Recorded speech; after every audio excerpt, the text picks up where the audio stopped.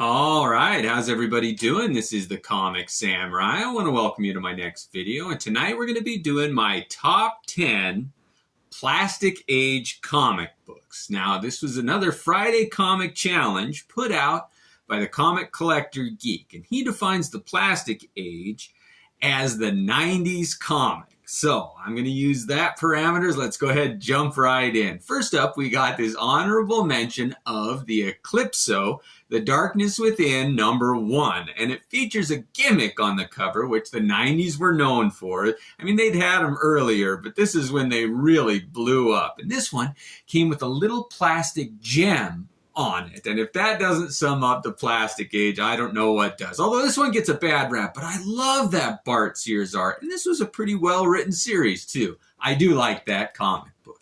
So let's go ahead and jump into my top 10. And at number 10 is the New Warriors #1. And I remember seeing this on the rack. I used to buy my comic books at a drugstore, and they had UPC symbols there, not direct market stuff. And this is one I bought off the rack, and I got excited about a new group. It was my Teen Titans or my early X-Men stuff, New Mutant stuff. This was the team that I went with. It was in my wheelhouse.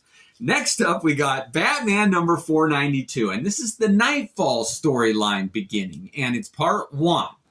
I remember seeing this one in comic shops, and it's the first one that I remember seeing that there was a series for. That and Kraven the Last Hunt. But this one was current. It was coming out now. I hadn't missed the boat on it. So I scarfed all these up. I wanted to see how Batman's back was going to be broken. And they kept talking about how Bane was going to do it. And I wanted to see that villain. And he didn't make a cover appearance here. So it was an interesting start. I couldn't wait to see how they were going to build up to it. Next up, we got SpiderMan #1, and this is the Todd McFarlane reboot of that title. Now, The Amazing Spider-Man was the first. Spectacular Spider-Man came out in the 70s. Web of Spider-Man #1 came out in the 80s, and this was the new version of Spider-Man for the 90s, and it is something completely different. That Todd McFarlane art, multiple covers, sold in a poly bag, it really does define the plastic age. Moving on, we got Unity, Time is Not Absolute #0, put out by Valiant Comics. And I would be remiss if I didn't mention Valiant comic books in the 90s. They were huge. Also, I've got to mention Wizard Magazine. They promoted the things in the 90s that became so impactful. And this was the first Unity giveaway free comic book crossover event of the company. And I got sucked into all of the hype. But this Barry Windsor Smith cover is one of my all-time favorites. I like that. Next up, we got Rye #3, and this sums up the speculation boom for me. This was a comic I paid more for than almost any other comic book. I bought it at the height of the speculation on it. It was a low print run, and not very many people bought it, and Valiant was just blowing up. You couldn't find them everywhere. They were hard to get. Demand was way outpricing the supply, and I got sucked into it, but I still love this cover. It really sparks the imagination. Next up, we got Deathmate Prologue.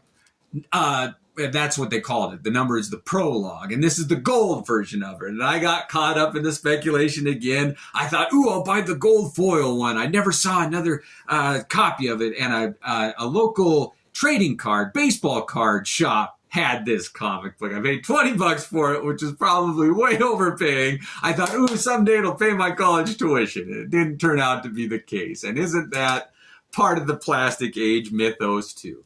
Next up, we got Youngblood #1, and right on the heels of Valiant was Image comic books. Oh, when Image came out, it changed everything for me. I really got into that. They were my biggest creators, and this was the first one put out by Rob Liefeld, and he did a great job. A team shot. This is how a team shot cover should be on a #1. It's one of my favorites. And what a classic. I mean, that's one instant classic. It'll go down in history. The first Image comic book. Next up, we got Sin City #1. Now, this isn't the first Sin City comic book, but it's the first one in its own title, put out by Frank Miller under the Legends Dark Horse banner.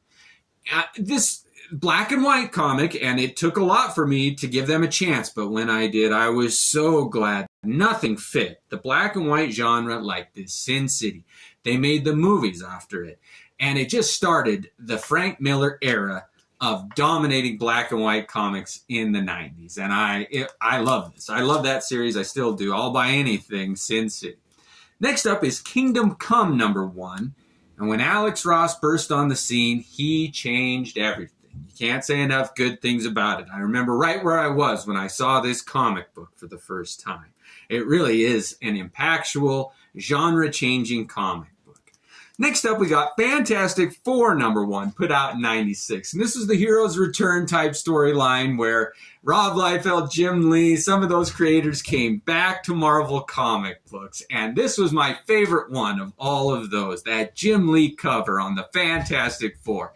That's how they should be drawn. Last up, my favorite comic book of the 90s, The Plastic Age, is summed up in this Ghost Rider #1. I remember seeing this one on the racks, and it was so hard to find in good shape with that black edge there. I had to get this one at a comic book shop. The one I bought in the drugstore wasn't in very good shape, but this, it just sums up 90s comics for me with that Saltier art and that Tex era inking. When Tex took over, it was when I really fell in love with the character, but I gave it a try because of this comic book right here. It's one of my all-time favorites. I think this is an image that will definitely go down in history. Well, thanks for joining me on my top 10 90s comics plastic age comic books. I want to see what your top 10 are. Thanks again.